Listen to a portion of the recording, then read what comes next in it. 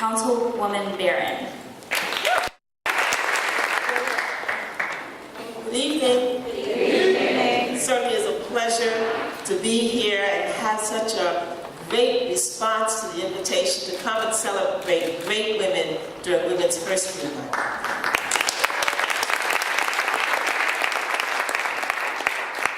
I have the pleasure of presenting the next honoree, and I'm going to ask her to come and stand with me as I read a part of her bio so you can be able to take it all in. Come on, Esmeralda. Give her a big round of applause.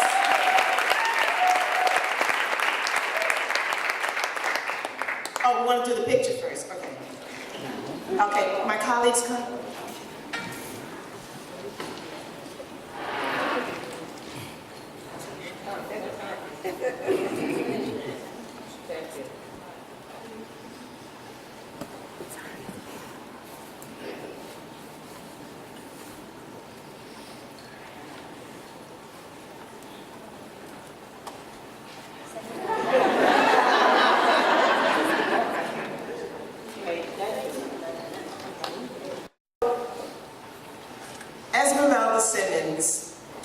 is a prominent civil rights and human rights attorney. And she focuses on protecting the rights of African-descended people and the disenfranchised. She's a graduate of Hunter College, my alumna also, Brooklyn Law School, and she served as a Webster Fellow at Columbia University. She's the founding executive director of the Center for Law and Social Justice, which opened its doors in 1986. And the center is a community-based legal advocacy and research institution. And as a director, she oversees racial justice policy, campaigns, and litigation on behalf of community organizations. Ms. Simmons specializes in racial justice issues such as voting rights, educational inequity, cultural rights, and human rights violations in the United States. She has served as the first Deputy Commissioner for Human Rights of New York State, as a New York State Assistant Attorney General, as a New York City Assistant Corporation Counsel, and as a law clerk for a federal judge. She also has served as Vice Chair of the initial New York Districting Commission from 1990 to 1992, and as a citywide member of the New York City Board of Education, 1993 to 1994. A community activist and leader, Ms. Esmeralda Simmons has been involved in Black political community empowerment movements and in progressive political causes for more than 40 years. She started when she was a baby. She chooses to work locally using advocacy, community education, coalition building, and organizing methods, as well as legal, civil rights, and human rights tools. She has a string of major voting rights victories, including a win before the U.S. Supreme Court over violations of the Voting Rights Acts and the U.S. Constitution. She's also been covered in the media, she moderates forums, she lectures at colleges and conferences, and is the recipient of numerous awards, including the Hayward Burns Memorial Award from the New York State Bar Association, the Ida B. Wells Barnett Justice Award, the 47th Annual Malcolm X Award, the Courageous Activist Award, the New York State Woman of Distinction, the New York State Senate Award, the Martin Luther King Community Service Award, the Medgar Wiley Evers Community Service Award, the Mary McLeod Bethune Award, and she was named by the public interest as the Public Interest Lawyer of the Year in 2005.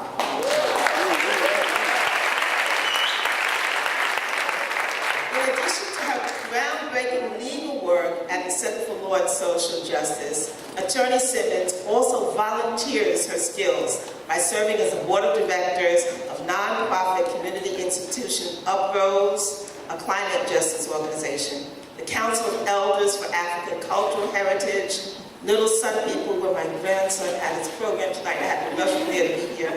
Little Sun People, an early childhood education institution, and she served on many, many boards. She's a proud native Brooklynite and is a deeply spiritual woman who is grounded in our African culture. She is a Yoruba priest of Shango of Ile Ashe. She finds contentment and she finds constant inspiration in the example of her ancestors, her belief in peace, and her respect for life and cultural diversity. She's a proud mother of 3 adult sons and a grandmother of 7. She lives in Bed-Stuy with her husband, Leslie Jing Shah. Wow.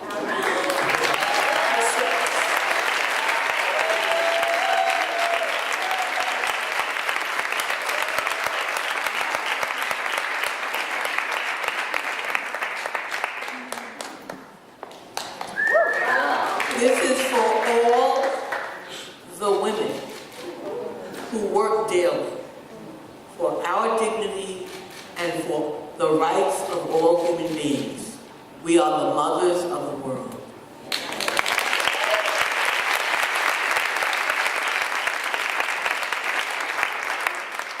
I am so grateful to the Women's Caucus. Folks have come a long way. Of the New York City Council for not only holding this event, but the work they do and that's what we gotta watch for. It's not this.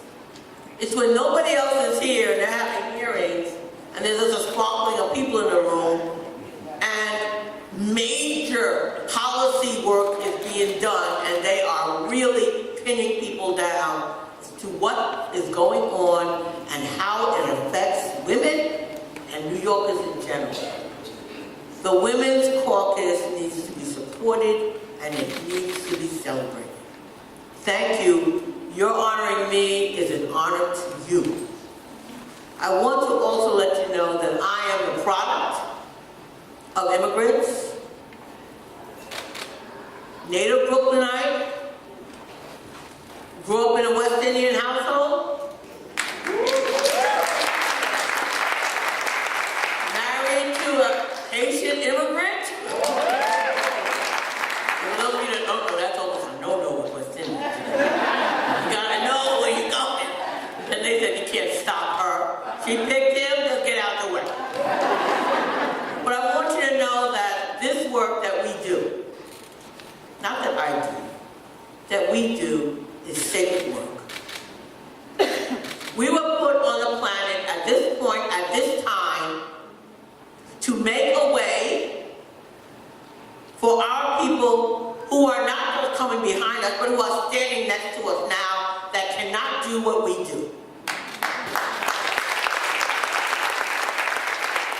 Your talents, showing up at endless demonstrations, showing up to speak and testify before the city council. I was here not even 10 days ago. Showing up when you think it's almost useless. When you think you're just talking to the wind. I want you to know that change is gonna come. And it's coming now on the wings of these women. Please. This is not about awards. This is recognizing work, service. And I thank each of you for even being here. I see a colleague in the balcony up there, for even being here. Because we all know there's lots of other things you can do in New York City. This is important. You are important. Our work is important. On behalf of all the folks who have worked at the Center for Law and Social Justice and the thousands of people that I have worked with, including many of them sitting right here. I mean, I'm talking about really working with you. This is not a one-time, this is not one day, it's not 1 hour, it's not 10 years, it's not 20 years, we're talking 30, 40 years.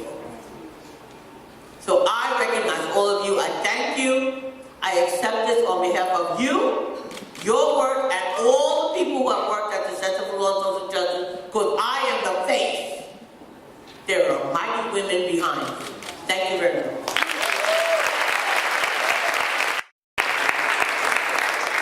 Good evening, everyone. So I have the distinct honor and pleasure of introducing Ms. Natasha Johnson. Ms. Johnson is an attorney, an academic, artist, and curator. She earned her bachelor's degree from Columbia University and her Juris Doctorate in International Human Rights and Gender-Based Violence from CUNY School of Law. She also received an Equal Justice Works Fellowship and a Fulbright Specialist Fellowship. After acquiring her degrees, she served as an anti-trafficking legal specialist and drafted a variety of legislation in the Solomon Islands. She also created a holistic legal services program for continental African survivors of domestic violence. Ms. Johnson is a director of academic programs at the Bronx Extension Center of Metropolitan College of New York. She has been an educator for 20 years and teaches under a social justice framework. She found a way to merge her legal and educational disciplines through photography, and curation, and uses social commentary that focuses on issues and gender-based violence. In 2015, Ms. Johnson founded Globalizing Gender, an international not-for-profit organization dedicated to creating a more gender-just world through education, advocacy, and reformation. Globalizing Gender focuses on issues of gender-based violence and uses strategies for capacity building, law governance, and reform. It has been one of the organizations spearheading the movement against female genital cutting within the United States. Within the City Council and the Women's Committee, we had the honor of being able to host and to hold an oversight hearing about gender-based violence and female genital cutting. And Globalizing Gender and Natasha actually provided us with so much information about the issue, and it was really about educating the council on what we can do, what kind of funding and resources we can allocate, just so there can be more education to be able to be of a resource to young girls.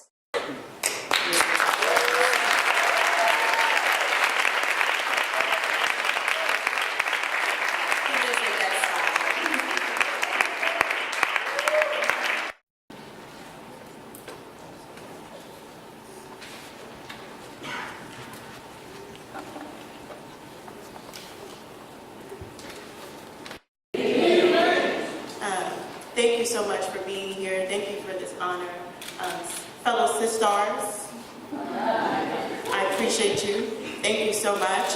As Councilmember Anthony Samuels mentioned, I am from Bed-Stuy. We also went to law school together. She didn't mention that part.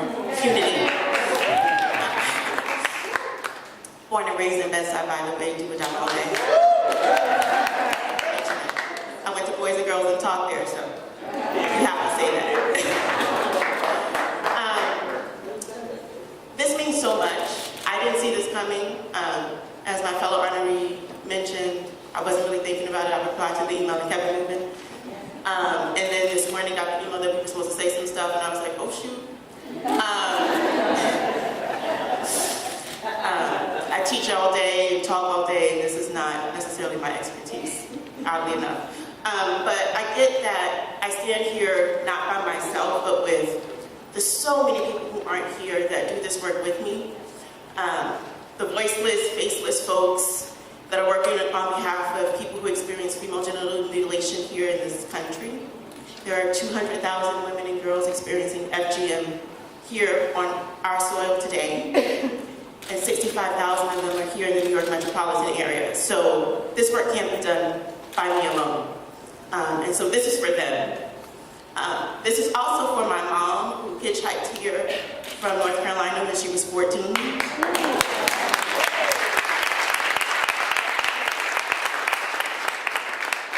Because she was a voiceless victim of sexual assault and thought that her freedom was going to have to be taken into her own hands. So this is for her.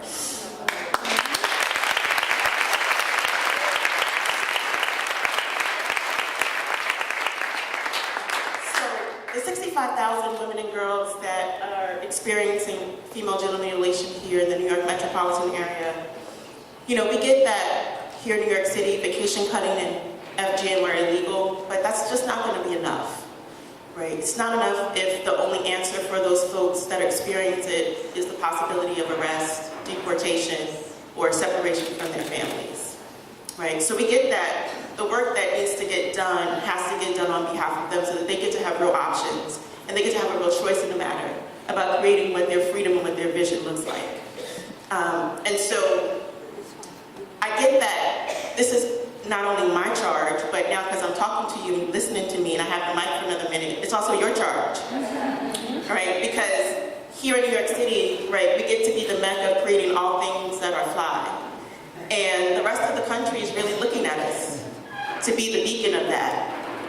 And so it's our responsibility now to think about what it looks like to create that response that's going to make a difference for them and really be a change and a force in the matter for them creating the freedoms that we've all dreamed of. Right? So I ask you and I now employ you to work with me on this. And I invite you to be a difference for them, because they are our neighbors, they're our friends, they're our sisters, they're our co-workers, and they are all of us, right? Because we get that FGM is not just about an African issue. It's a women's health issue. It's a children's rights issue. It's a women's health issue. It's a public health issue. It's a mental health issue. So we get that this is about humanity. This has nothing to do with borders. This has nothing to do with geographic lines. So I ask you and invite you to join me in creating that freedom. Thank you. All of our honorees tonight are doing such important work, and I really do encourage everyone to take this program home, look them up, follow their work, continue following their work. If you have any questions, email Julie Kim. She works with the Women's Caucus, or look them up online. I know that I'm very inspired, and I want to continue championing them as well. So another round of applause for honorees.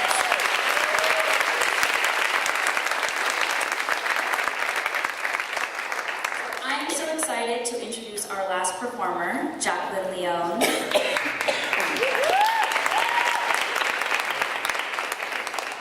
Jacqueline Leone is a college freshman.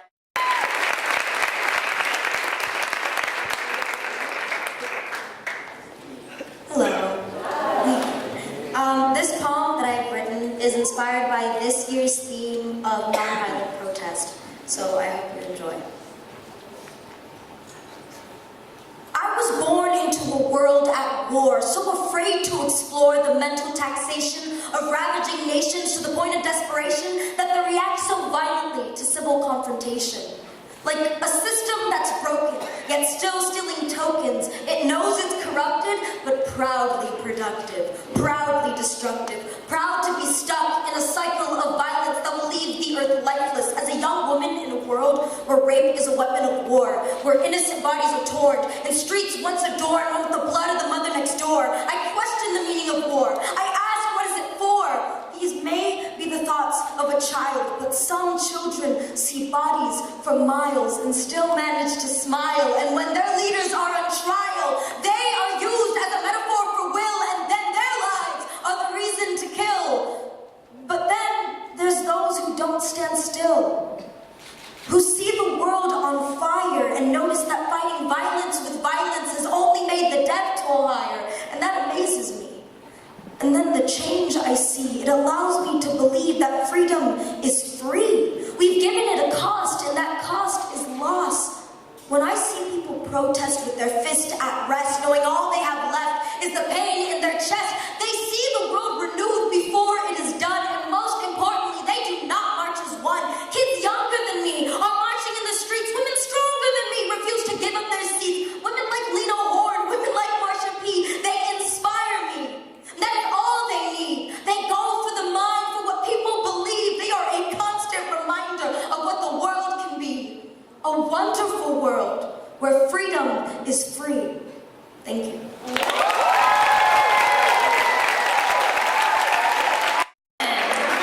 Truly, like no doubt, the future is female. Jacqueline, that's amazing. So we are wrapping up. We'd love to invite Councilmember Chin back to the stage for closing remarks. Thank you, and thank you to our wonderful MC. Are you inspired? I am. We have such incredible honorees, and thank you so much for your commitment and the work that you do every day. And that's why we have these kind of celebrations, because when we come together, we inspire each other to continue the struggle and continue the fight.